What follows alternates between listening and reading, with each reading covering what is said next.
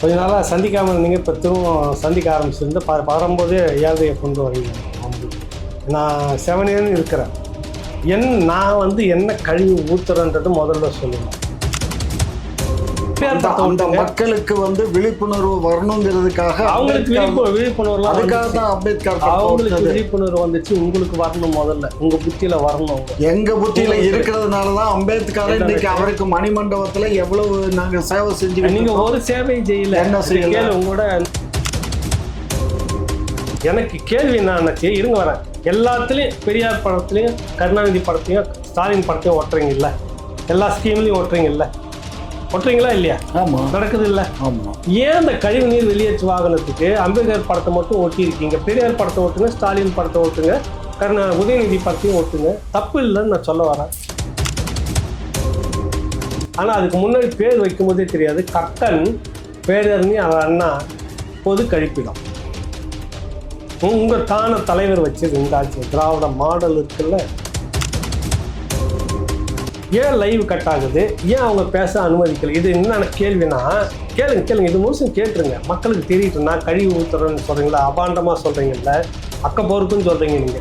அவர் என்ன சொல்ல வர்றாரு, எடப்பாடி எல்லாம் கரெக்டு, நீங்க கேட்குறீங்க.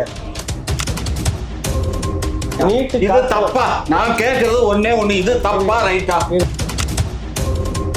ரெண்டாவது என்ன விஷயமா, நீ வாட்டு பேசிட்டே இருக்கு, கேட்டுன்னு இருக்கணும். தமிழ்நாடு மக்கள் இந்த மாணவர் கேட்டுன்னு ஏமாந்துகிட்டே இருக்கணும். கூட்டணியில் தானே இருக்குது காங்கிரஸ். எங்களுக்கு அதுக்கு சம்பந்தம் இல்ல. காட்டி கொடுக்குற மாதிரி நாங்க காட்டியும் கொடுக்கல, கூட்டியும் கொடுக்கல. எதுக்கு நாங்க காட்டி கொடுக்குறோம்? அது ரெண்டுமே உங்களுக்கு கை. நாங்க இப்போ சொல்றேன், 2026 மட்டுமல்ல 2031 வரும். அந்த 2031 ஒன்னும் நாங்க வரலாம், இல்லைன்னா திரு சீமான் வரலாம். நாங்க 2 பேரும் தான் இருப்போம் போட்டியில. இந்தியா இங்க இந்த அரங்கிலேயே அரசியல் கட்சினா ஒண்ணு திராவிட முன்னேற்ற கழகம், இன்னொன்னு நாம் தமிழர் கட்சி தான் இருக்கும். வணக்கம். வணக்கம் ஐயா.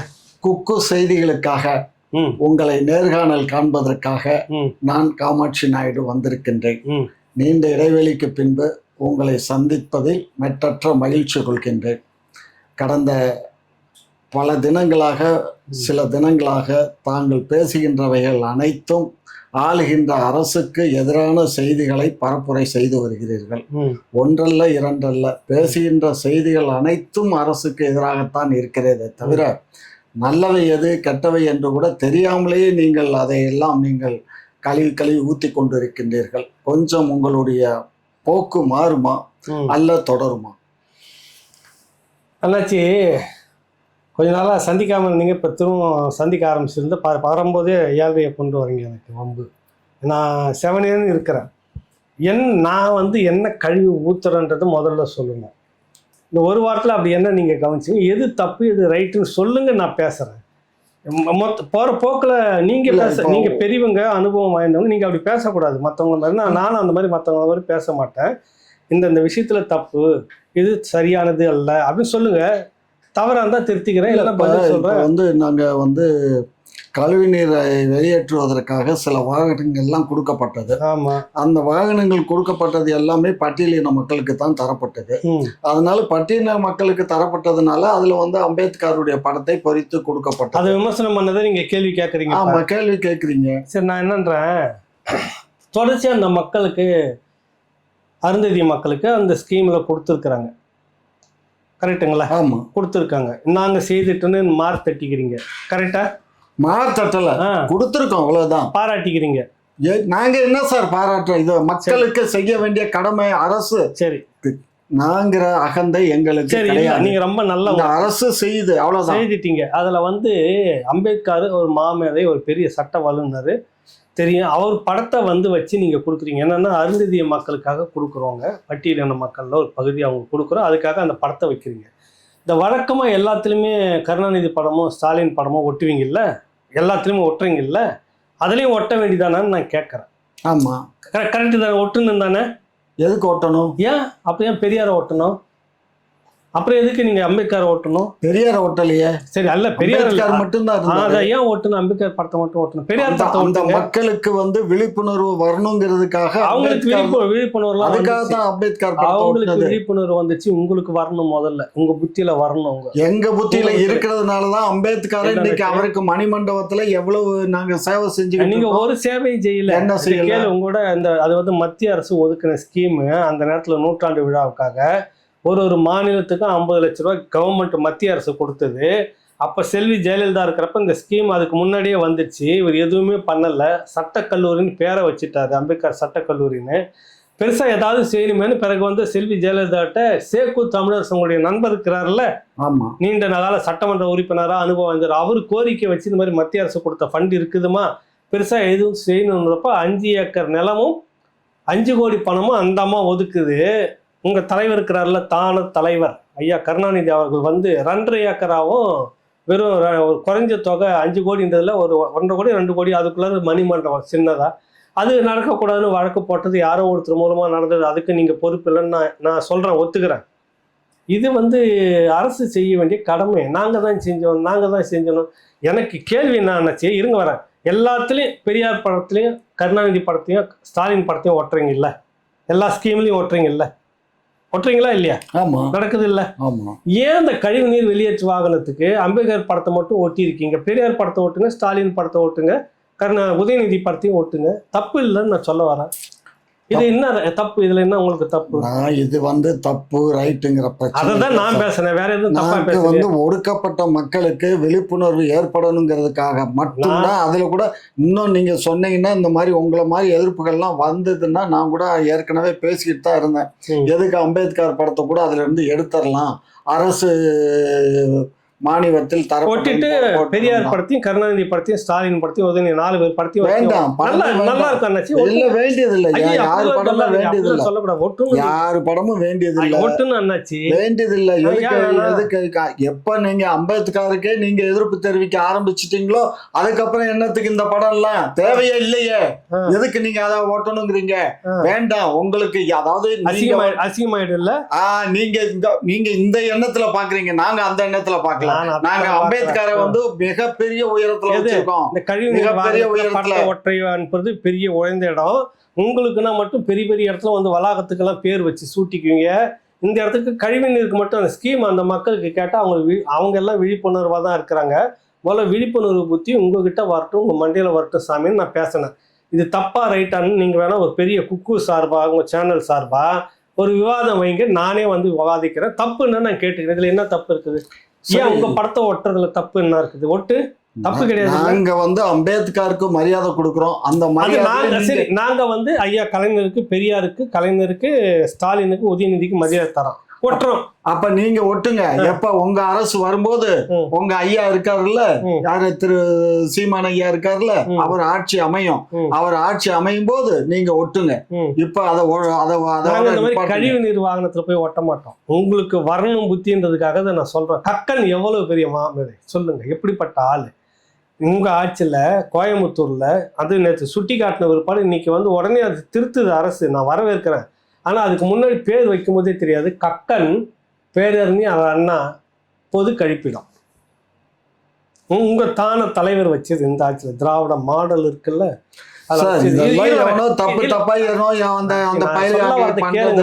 தப்பு தப்பா சுட்டி காட்டுறீங்க, நாங்க திருத்திக்கிறோம் இல்ல, சுட்டி காட்டினா திருத்துறோமா இல்லையா? அதுதான் நானும் சொன்னேன். இதுல என்ன நான் கழிவு ஊத்துனேன், அந்த அரசனை அப்படி பேசுறதே நோக்கமா வச்சுங்கிறேன். எங்க அப்படி எனக்கு ஒண்ணும் இல்லையே. இன்னைக்கு சட்டமன்றத்துல எல்லாம் என்ன நடக்குது? இன்னைக்கு சட்டமன்றத்துல எடுத்துக்கோங்க, ஊன்னாக வெளியில வர்றாரு எடப்பாடி. அப்ப என்ன, அதாவது எதிர்கட்சிங்கிறவர் வந்து அதிகாரப்பூர்வமா ஆக்கப்பூர்வமா மக்களுக்கு என்ன செய்யணும், என்ன கேட்கணும், நல்ல கேள்வி கேட்கறீங்க, கரெக்ட் தானே? அவரும் அதை தான் சொல்றாரு. நாங்க இங்க வந்து மக்கள் மன்றத்துல மக்களுக்கான பிரச்சனை இங்கதான் கேள்வி கேட்கணும்னு வரோம். ஊன்னா வெளியில வந்துறாங்க நீங்க சொன்னீங்கல்ல, நாங்க வெளியில போகல, எங்களை தூக்கி வெளியில போடுறாங்க, வெளிநாட்டு நடத்துறாங்க. ஏன்னு கேளேன் சொல்லு. என்னன்னா ஐயா ஸ்டாலின் கேட்கிறாரு, நேற்று நீங்க என்ன பேசுனீங்க 3 மாசத்துக்கு முன்னாடி? பாரதிய ஜனதா கட்சி கூட நாங்க எப்பவும் கூட்டணி வைக்க மாட்டோம். 2026 மட்டும் இல்ல, 2031 கூட நாங்க கூட்டணி வைக்க மாட்டோம்னு சொல்லிவிட்டு இப்போ போய் கூட்டணி வைக்கிறீங்களேன்னு கேட்குறாரு. கரெக்டு தானே? கரெக்ட் தான் கேட்டாரு. சொன்னதை சொல்லி காட்டுறாரு, அவ்வளவுதான். கரெக்டு தானே? எடப்பாடி சொன்னதை சொல்லி காட்டுறாரு. கரெக்டு தானே? அவ்வளவுதான். ரொம்ப கரெக்டு. இதுக்கு அவர் பதில் சொல்ல எழுந்திருக்கிறாரு. லைவ் கட் ஆயிடுச்சு. அப்புறம் பார்த்தா வெளியில வந்து பேசிட்டு இருக்கிறாங்க. ஏன் லைவ் கட் ஆகுது? ஏன் அவங்க பேச அனுமதிக்கல? இது என்னென்ன கேள்வினா, கேளுங்க, இது முழுசும் கேட்டுருங்க, மக்களுக்கு தெரியட்டும். நான் கழிவு ஊத்துறேன்னு சொல்றீங்களா, அபாண்டமா சொல்றீங்கல்ல, அக்கப்போருக்குன்னு சொல்றீங்க நீங்க. அவர் என்ன சொல்ல வராரு? எடப்பாடி எல்லாம் கரெக்டு, நீங்க கேட்குறீங்க. உங்க காலகட்டத்தில் பாரதிய ஜனதா கட்சி கூட முரசொலி மாறன் எவ்வளவு நட்பா இருந்தன்னு அவரே சொல்லியிருக்கிறாரு. முரசொலியில் 2009 இந்த குறிப்பிட்ட தேதியில் ஐயா கலைஞர் பாரதிய ஜனதா கட்சியை பற்றி இப்படி பாராட்டி பேசி எழுதியிருக்கிறாரு. பிறகு இன்னொரு முரசொலி தேதியில், இந்த தேதியில் 1999 வந்து இந்த மாதிரி முஸ்லீம் மேலே வந்து இந்த பாரதிய ஜனதா கட்சி சம்பந்தமாக சில பேர் தவறான பிரச்சாரத்தை செய்து கொண்டு இப்படி பரப்பி வச்சுக்கிறாங்க. அப்படி ஒன்றும் இல்லை, நல்ல கட்சி அது அப்படின்னு எழுதுனதெல்லாம் எழுதியிருக்கிறாரு. அதுக்கு பிற்பாடு நிறைய விஷயங்கள் இந்த மாதிரி முரண்பட்டு பேசிட்டு அப்புறம் பாரதிய ஜனதா கட்சி கூட கூட்டணி வச்சுங்களா அது எப்படின்னு ஒரு கேள்வி கேட்குறாரு. அதோட நிறுத்திக்கிட்டாரு. எனக்கு சில கேள்வி இருக்குது. நான் என்ன கேட்டேன்னா, இந்த காங்கிரஸ் உங்களுக்கு தெரியும், இந்த காங்கிரஸை வேரடி மண்ணோடும் புதைக்கிறது வந்து இந்த கருணாநிதி உயிரோடு இருக்கிறான். ஏன்னு கேட்டால், என்னுடைய மனைவி இப்போ இருக்கிற அந்த அம்மாவை இந்த இந்திரா காந்தியுடைய போலீஸ் அரை நிர்வாணப்படுத்தி படிக்கட்டில் ஏற்றி இறக்குச்சு. ஏன்னு கேட்டால், மறைவிடத்தில் வைரம் வச்சுருப்பாங்கன்னு கொச்சப்படுத்தினது. இதுக்காகவே அந்த இந்திரா காந்தியும் அந்த கட்சியையும் நம்ம மண் தோண்டி புதைக்கிற வரைக்கும் உசுரோடு இருப்பான்னாரு. அப்புறம் பார்த்தா உடனே நேருவின் மகளே வருக, நிலையான ஆட்சி தருகன்றார். இது நான் கேட்டேன். அதுக்கு பிற்பாடு இப்போ இந்த கூட்டணி 2014-16 கிட்டே ஒரு கட்டத்தில் கூட்டணி வச்சுக்கிறப்ப மேலே வந்து ரெய்டு நடத்திக்கிட்டு இருங்க சொல்லிடுறேன் கேளுங்க. கேட்டதுக்கு நான் சொல்கிறது அபாண்டம், அவன் பொய்யா சொல்கிறேன்னு நடந்ததை நானும் சொல்கிறேன். மிரட்டி பேரம் பேசிட்டு கீழே 60 தொகுதி சீட்டு வாங்கிட்டு இருந்தாங்க. அது முன்னாடியே ஒரு கட்டத்தில் கூட்டணி பேரம் சரிவரலன்னு பிச்சுக்கிட்டப்ப அப்போ இளங்கோவன் உங்கள் நண்பர் பாசத்துக்குரியவர் அவர் கேட்குறாரு, இந்த அழுக்கு மூட்டி நான் முதல்ல சுமந்துட்டு இருந்தேன்னாரு. அறிவாலயத்தில் வந்து காங்கிரஸ் சனியை தொலைஞ்சதுன்னு பட்டாசு வெடிச்சாங்க. கரெக்டாக நீங்கள் வெடிச்சிங்க. அப்புறம் கூடா நட்பு கேடா முடிஞ்சிரும்னு சொன்னாங்க. எந்த காலகட்டத்திலையும் காங்கிரஸ் கூட கூட்டணி இல்லைன்னு கருணாநிதி சொன்னார். அப்புறம் எப்படி காங்கிரஸ் இன்னைக்கு தோல்ல தூக்கி சுமத்துன்னு வருங்க? இது நான் கேட்டேன் தப்பா இருந்துச்சு, நீங்களே சொல்லுங்க. இல்ல, நீங்க கேட்டதெல்லாம் கரெக்டு. ஆனா ஒரு விஷயம் என்னன்னா, ரொம்ப பேர் வந்து புரியாம தெரியாம அறியாம பேசுறது நீங்க பேசலாம். ஆனா நீங்க அதை பேசக்கூடாது. என்ன பேசக்கூடாது? ஒண்ணும் இல்ல, 2G ஸ்பெக்ட்ரம் ஊழல், 2G ஸ்பெக்ட்ரம் ஊழல்ன்றீங்க. 2G ஸ்பெக்ட்ரம் ஊழல் காங்கிரஸ் கவர்மெண்ட் தான் வந்து தொடுத்துச்சுன்னு சொல்றீங்க. அது முற்றிலும் தவறான செய்தி. காங்கிரஸ் கவர்மெண்ட் இருக்கும்போது சிபிஐ எடுத்த வழக்கு, அந்த வழக்கை சிபிஐ எப்படி எடுத்தது தெரியுமா? அப்போ இருந்த சுப்பிரமணிய சாமி சுப்ரீம் கோர்ட்ல ஒரு வழக்கு தொடுக்கிறாரு. இந்த மாதிரி 2G ஸ்பெக்ட்ரம்ல இத்தனை 1000 கோடிக்கு மேல 1,00,000 கோடிக்கு மேல ஊழல் நடந்திருக்கு, அதுக்கு சிபிஐ என்கொயரி வேணும்னு அந்த ஆளு கேஸ் போடுறான். அந்த ஆளு போட்ட கேஸ்ல தான் சிபிஐ என்கொயரி வருது. சோ அந்த சிபிஐ என்கொயரி நடந்துகிட்டு இருக்கு. இவங்க பேரம் பேசிக்கிட்டு இருக்காங்க. அதுக்கும் இதுக்கும் சம்பந்தம் இல்ல. மன்மோகன் சிங் ஆட்சி காலத்துல திராவிட முன்னேற்ற கழகத்தை எந்த காலத்திலயும் அவர் எகென்ஸ்டா செயல்பட்டு பாகிஸ்தான் அதிபர் வந்து கொண்டு போய் சிறையில வச்சுட்டாங்களா கனிமொழி ராசாவையும்? யாரு பாகிஸ்தான் அதிபரா கொண்டு போய் சிறையில வச்சாங்க. அது வந்து பாருங்க சார், ஒரு சிபிஐ ஒரு வழக்கு தொடுத்து சார், சிபிஐ வழக்கு தொடுத்து அந்த வழக்குல அவங்க ஒரு எஃப்ஐஆர் போடுறாங்க. அந்த எஃப்ஐஆர் அடிப்படையில அவங்கள கைது பண்றாங்க. அவ்வளவுதான். அதுக்கும் அரசுக்கும் சம்பந்தம் இல்லை. அரசு வந்து அததான் அது வந்து இண்டிபெண்டன்ட் பாடிங்கிறத அவங்க ப்ரூவ் பண்ணாங்க. ஆனா இப்ப வந்து இதெல்லாம் எங்களுடையதான்டா அப்படின்னு சொல்லி இன்றைக்கு இருக்க ஒன்றிய அரசு வந்து அதை நிலைநாட்டிக்கிட்டு இருக்கு. என்ஃபோர்ஸ்மெண்ட், அதை என்ஃபோர்ஸ்மெண்ட் எல்லாம் எதுக்காக காங்கிரஸ் கவர்மெண்ட் வந்துச்சு? மணி லேண்டிங்காக தான் என்ஃபோர்ஸ்மெண்ட் வந்துச்சு. ஆனா இன்னைக்கு வந்து எல்லாத்துக்குமே எஃப்ஐஆர்ல கூட இன்னைக்கு வந்து நுழைஞ்சுக்கிட்டு உக்காந்துக்கிட்டு பாத்துக்கிட்டு இருக்கான் அப்படின்னு சொன்னா மக்களை வந்து அரசியல் கட்சிகளையும் அரசியல் தலைவர்களையும் மிரட்டுறதுக்கு பயன்படுத்திக்கிட்டு இருக்கான். இல்லைன்னு நாங்க சொல்லல. எனக்கு கேள்வி என்னன்னா, நான் பேசுனது என்னன்னா, நீங்க கூட்டணி வச்சுக்கிறப்ப நல்லா கூட்டணி வச்சுக்கிறவங்க அடுத்தவங்க வைக்கிறப்ப மட்டும் விமர்சனம் பண்றீங்க. அதுக்கு பதில் சொல்ல வராரு. லைவ் கட் ஆகுது, என்ன நடக்குதுன்னு தெரியலன்னு நான் பேசியிருந்தேன். இதை போய் நீங்க வந்து எதிராகவே பேசுறீங்க. அண்ணாச்சி, நீங்க காழ்ப்புணர்ச்சியா பேசுறீங்க, என் மேல அபாண்டமா சொல்றீங்க. பாருங்க, கேட்டா ஆமான்றீங்க. இங்க பாருங்க, ஒரு விஷயம் பாருங்க. எங்க முதலமைச்சர் சொல்ல வந்த விஷயம் என்னன்னா, நீங்க பாரதிய ஜனதா கட்சியோட கூட்டணி வச்சிருக்கீங்க, ரொம்ப சந்தோஷம். ஆனா நீங்க கூட்டணிக்கு நாங்க வந்து இங்க இப்ப நமக்கு வந்து நீட்டு வந்து நமக்கு தலையாய ஒரு கடமையா இருக்கு. உங்க ஆட்சியில தான் நீட்டை கொண்டுட்டு வந்தீங்க.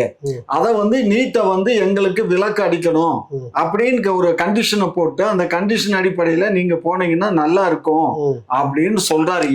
இது தப்பா? நான் கேட்கறது ஒண்ணே ஒண்ணு, இது தப்பா ரைட்டா? இருங்க, சத்தம் மட்டும். நீங்க வாலிப வயசு, இருங்க. உங்க வாலிப வயசுக்கு என்னால பேச முடியாது. முதல்ல அதை சொல்லிடுறேன். நான் கேட்கறது கேள்வி கேட்டீங்கல்ல, கேள்வி கேட்டேன், பதில் சொல்றேன் நான்.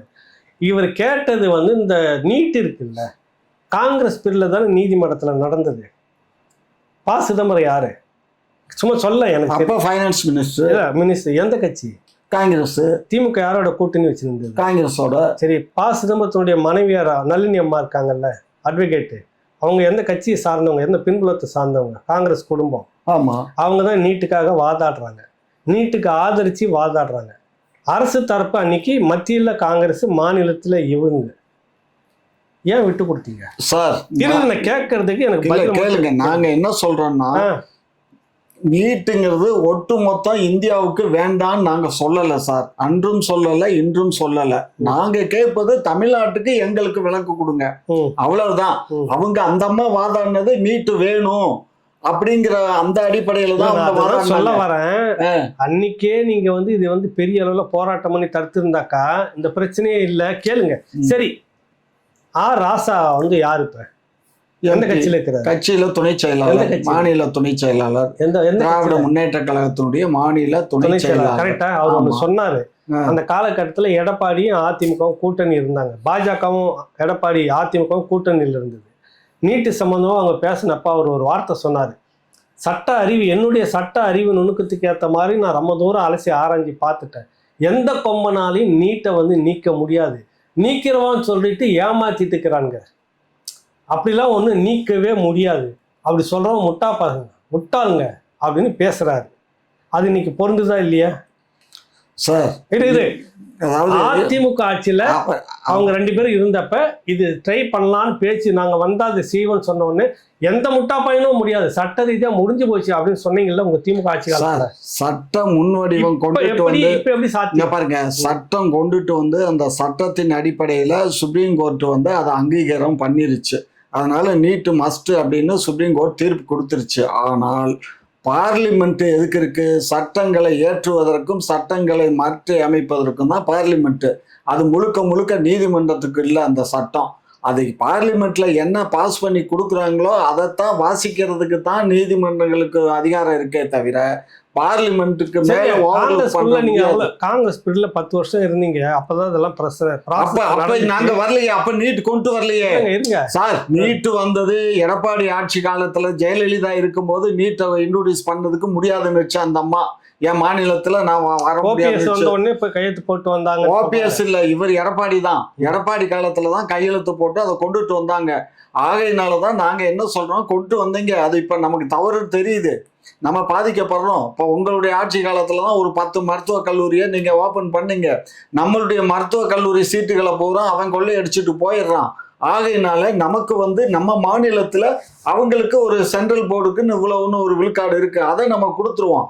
மாநிலத்துக்கு வந்து நமக்கு இருக்க 60%. என்ன கேள்வி கேட்க வந்துட்டு நீங்களும் உங்க கட்சி சார்பா வாதாடிக்கிட்டே இருக்கீங்க. இல்ல வாதாடிட்டு என்ன சொல்ல வர்றது, நீங்க கேட்ட கேள்விக்கு இந்த நீட்டை எத்தனை காலம் வச்சு உருட்டி ஏமாத்துவீங்க மக்களை? நான் கேட்கறதுக்கு மட்டும் பதில் சொல்லிட்டு இருக்கும் தொட்டிக்கும் தான் சார். இருக்கு தொட்டிக்கும் இல்ல, முதல்ல இருக்கு தொட்டிக்கு இருக்கட்டும் பட்டிக்கு இருக்கட்டும். நாங்க வந்த உடனே முதல் கையெழுத்து எங்களுக்கு இந்தியா கூட்டணி ஒரு கையெழுத்துல நாங்க நீக்கிருப்போம்.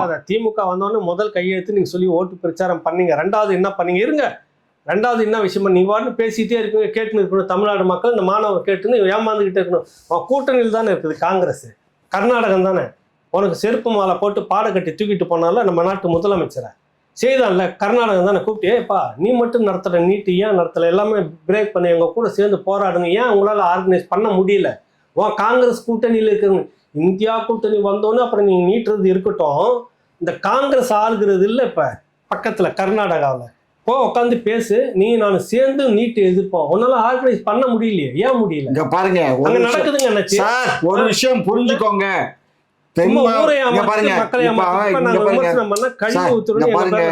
ஒரு விஷயம் புரிஞ்சுக்கோங்க. தென் மாநிலங்களை பொறுத்த மட்டிலும் இல்ல, ஆல் ஓவர் இந்தியா எடுத்துக்கிட்டிங்கன்னா இன்றைக்கு வந்து தமிழகத்துல தான் அதிகமான மருத்துவ மாணவர்களுக்கான இடக்கு ஒதுக்கீடு இருக்கு. அதெல்லாம் நீங்க ஆகையினால மற்ற மாநிலத்து மாணவர்கள்லாம் இங்கதான் படிக்க வர்றாங்க.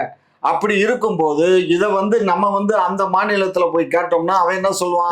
கேளு கதையெல்லாம் விடாதீங்க. என்ன கதை விட்டுறோம்? கயிறு திரிக்கிறீங்க உட்காந்து. நாங்க திரிக்கல, திரிச்சதை நாங்க அவுக்குறோம்.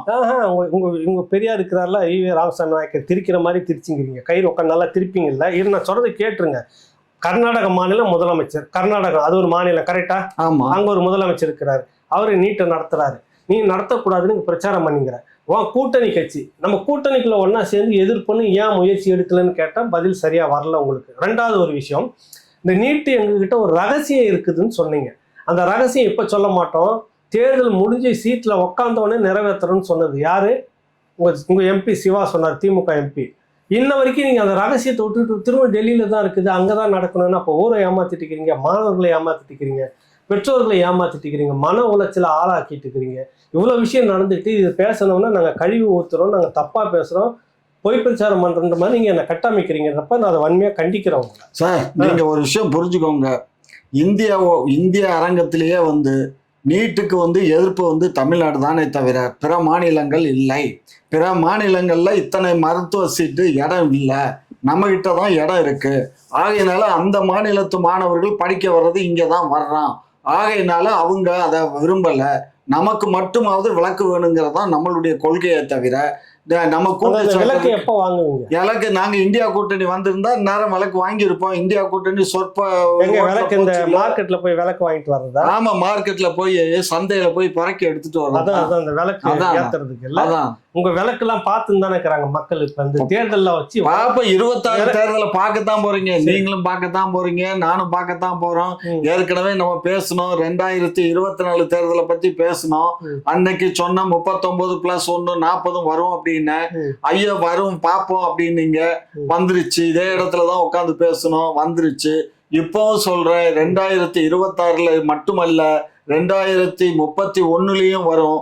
அந்த 2031 ஒன்னும் நாங்க வரலாம், இல்லைன்னா திரு சீமான் வரலாம். நாங்க 2 பேரும் தான் இருப்போம் போட்டியில. இந்தியா இங்க இந்த அரங்கிலேயே அரசியல் கட்சின்னா ஒண்ணு திராவிட முன்னேற்ற கழகம், இன்னொன்னு நாம் தமிழர் கட்சி தான் இருக்கும். ஏன்னா இப்ப இவ கபாலீஸ்வரம் பண்ணிட்டான். பாரதிய ஜனதா கட்சி, அனைத்து இந்திய அண்ணா திராவிட முன்னேற்ற கழகம் எங்களுக்கு எதிர்கட்சி நினைச்சோம். சரி, எங்களுக்கு எதிர்கட்சி நினைச்சோம். அந்த எதிர்கட்சியை அவன் முழுங்கிட்டான். அதை முழுங்கினதுக்கு என்ன காரணங்கிறது எனக்கு தெரியும். அவன் பையன் பேர்ல இப்ப கடந்த மாசம் நடந்த அந்த ரெய்டுல வந்து பையன் மாட்டிக்கிட்டான். அவன் மாட்டிக்கிட்டதா அன்னைக்கு இந்த ஆள் அங்க போன உடனே தூக்கி டேபிள்ல போட்டு பாடுறான், அவன் புள்ள மேல அரெஸ்ட் வாரண்ட் கொடுக்க போறோம் அப்படின்னு சொன்ன உடனே தான் இந்த ஆளு பயந்துகிட்டு ஒத்துக்கிட்டு வந்துட்டாரு. இங்க வந்து ஏதோ புருடா கதையெல்லாம் விடுறாரு. தமிழகத்தினுடைய முன்னேற்றம், தமிழகத்துல என்னத்த முன்னேற்றத்தை ஒரு போய் புடுங்கினாரு. அதெல்லாம் அண்ணாச்சி பாருங்க, எல்லாம் சுயநலத்துலதான் இயங்குதே தவிர பொதுநலம் என்பது ஒரு அளவு, ஒரு அளவு கூட பொதுநலம் என்பது இல்ல. வந்துட்டீங்க, நல்ல வார்த்தை வந்துச்சு. இப்ப சுயநலத்துலன்றீங்க. துரைமுருகன் பையன் மேல ரெய்டெல்லாம் நடந்ததா, டாக்குமெண்ட்லாம் எடுத்துட்டு போனாங்களா? திடீர்னு டெல்லிக்கு போயிட்டு வந்தோன்னு அப்படியே அமைதியா இருக்குதா? இடி ரெய்டு இப்போ வந்து நடந்ததா? டாஸ்மார்க்ல 40,000 கோடிக்கு மேலே இருந்தாங்க. அப்புறம் அவங்களே 1000 கோடி இருந்தாங்க. அப்புறம் பாட்டில்ல மட்டுமே 1000 கோடின்னு சொல்லியிருக்கிறாங்க. இது எல்லாம் நடந்துகிட்டே இருக்குது. இப்ப நாளைக்கு உங்களையும் பிளாக்மெயில் பண்ணி மிரட்டினாங்கன்னா நீங்களும் சமரசமா போவீங்களா? அண்ணாச்சி, டாஸ்மாக்ல எந்த விதமான, ஏற்கனவே டாஸ்மாக்ல சில அதிகாரிகள் வந்து தவறு பண்ணதுனால அவங்க பேர்ல நாங்க சார்ஜ் ஷீட் ஃபைல் பண்ணியிருக்கோம். புரிஞ்சுக்கோங்க, அதிகாரிகள் பேர்ல சில அதிகாரிகள் சில துறையில நடந்ததுனால இதுல வந்து அமலாக்கத்துறையினுடைய அலுவலகம் இருக்கு பாத்தீங்களா, அதுல இருந்ததுனால நாங்க பண்ணோம். அதை கணக்குல எடுத்துக்கிட்டு தான் இவன் என்ட்ரு பண்றான், அமலாக்கத்துறை உள்ள வர்றான். டாஸ்மாக் மேல நாங்க போட்ட அந்த வழக்குல அதை கையில எடுத்துக்கிட்டு தான் இந்த ஆள் உள்ள வர்றான். அப்படி உள்ள வர்றது போது ஒண்ணு எங்க அரசுல எங்க சீஃப் செக்ரட்டரிட்ட கேட்கணும். எங்க அரசுல சீஃப் செக்ரட்டரி அவங்க ஆளு தானே, வச்சாலு தானே, அவன்கிட்டயாவது பெர்மிஷன் கேட்டுட்டு வந்திருக்கணும். அவனா நேரடியா வந்து எங்க மாநிலத்தில் இருக்கக்கூடிய அதிகாரிகள் ஏற்கனவே 5 IAS ஆபீசர்ஸ் மேல வழக்கு தொடுத்ததே சுப்ரீம் கோர்ட்ல போய் நாங்க அடிச்சு வாங்கிட்டு வந்துட்டோம். அது மாதிரி இது வந்து இவன் இந்த மாதிரி பண்ணது தப்புன்றோம். அதாவது முறைப்படி தான் அந்த சிபிஐ இப்ப உங்க பக்கத்துல ரெய்டு எல்லாம் பண்ணனதோ ஒரு அவசர அரசாணை போட்டு எங்க அனுமதி இல்லாமல் சிபிஐ வந்து இங்க இந்த மாதிரி பிடிக்க ஆளை தூக்கிட்டு போறதுக்கு நாங்க ரத்து பண்றோம்னு பண்ணீங்க. ஆமா, அதுக்கு முன்னாடி ஒன்னா இருக்கிறப்ப அனுமதிச்சது நீங்க தானே சாமி. சார் ஏன் அனுபவிச்சு இருங்க. அன்னைக்கு வந்து இப்ப இவ்வளவு பேசுறீங்கல்ல மாநில உரிமையை பத்தி, NIAன்னு சொல்லக்கூடிய நேஷனல் இன்வெஸ்டிகேஷன் ஏஜென்சி, புலனாய்வு முகமை, மத்திய அரசு. அவன் நீங்க சொன்ன அந்த அடிமை அரசு அதிமுக இருந்த வரைக்கும் எல்லைக்கு வெளியிலேயே நின்றுட்டு ப்ளீஸ் இடம் எங்கன்னா கொடுங்க ப்ளீஸ்ன்னு கேட்டுக்கிட்டு இருந்த ஆளு. உங்க தலைவர் இருக்கிறார்ல, மாநில உரிமையை மீட்கிறவர், வந்த உடனே இங்க காவல் நிலையத்துக்கு புரசவாகத்துல இடம் கொடுத்துட்டாரு. இப்ப அவன் நினைச்சா எல்லாருமே தமிழ்நாடு முழுக்க தூக்கிட்டு வராங்க. உங்க மாநில உரிமை எங்க இருக்கு சார்? இத பேசினாக்க இருங்க சார், அது எதுக்காக கொடுத்தோங்கிறதையும் கொஞ்சம் கேளுங்க, காதை கொடுத்து கேளுங்க. நீங்களே சொல்றதுதான் நியாயம், அதுதான் நேர்மைன்னு பேசாதீங்க. நாங்க என்ன காரணத்துக்கு என்ன காரணத்துக்கு அவங்களுக்கு அனுமதி கொடுத்தாங்க கேளுங்க. எந்த காரணம்னாலும் சொல்லிக்குங்க. நீங்க வயசுல பெரியவர் இல்லைனாக்கா நான் உங்க பெரியார் சொன்ன மாதிரி வெங்காய காரணம் கூட சொல்லிக்குங்க. எனக்கு உள்ள இல்லைன்னு சொல்லுவேன் நான். கேளுங்க. சிபிஐ வந்து இஷ்டத்துக்கு நீங்க யாரெல்லாம் தூக்கிட்டு போகலான்னு சொல்றதே நீங்க கடந்த காலத்துல நீங்க. NIAவுக்கு இப்ப இடம் கொடுத்தது நீங்க. இவ்வளவு சொல்லிட்டு என்ன காரணத்துக்கு அப்படின்னா மாநில உரிமை இங்க இல்லையே, அவங்க வந்து தூக்கிட்டு போறாங்களே. இங்க பாருங்க, NIAக்கு கொடுத்ததுக்கு காரணம் தீவிரவாத குழுக்களை வந்து நாங்க கைது பண்ணும்போது காழ்ப்புணர்வின் காரணமாக இந்த அரசு இந்த மாதிரி செய்யுதுங்கிற பிரச்சனை இங்க எழுப்புறானுங்க. அது வந்து நமக்கு வந்து அந்த இது வேண்டாம், அது ஒன்றிய அரசே பண்ணிக்கிறட்டும் அப்படின்னுட்டு. அதாவது ஒன்றிய அரசு மேல பழிய போட்டு முஸ்லீம் எல்லாம் நீங்க கைது பண்ணிட்டு போங்க, நாங்க இங்க ஓட்டு வாங்கிக்கிறோம், எங்களுக்கு அதுக்கு சம்பந்தம் இல்லைன்னு சொல்லி ஒரு வேஷம் போடுறோம். எங்களுக்கு அதுக்கு சம்பந்தம் இல்ல, காட்டி கொடுக்குற மாதிரி. நாங்க காட்டியும் கொடுக்கல கூட்டியும் கொடுக்கல, எதுக்கு நாங்க காட்டி கொடுக்குறோம்? அது ரெண்டுமே உங்களுக்கு கை, நாங்க அதெல்லாம் எங்களுக்கு கை வந்த கலையும் இல்ல, நாங்க அந்த தொழிலும் எங்களுக்கு இல்ல. அந்த தொழில் எல்லாம் கூட்டணி கட்சி வச்சு கூட்டா சேர்ந்து ஜெயிக்கிறீங்களா, அதுக்கு பேருங்க அது கூட்டணி வெற்றி. அதுதான் நானும் சொல்ல வரேன். கூட்டணி வெற்றி தான் அது. அதுக்கு தான் நானும் சொல்ல வரேன். நான்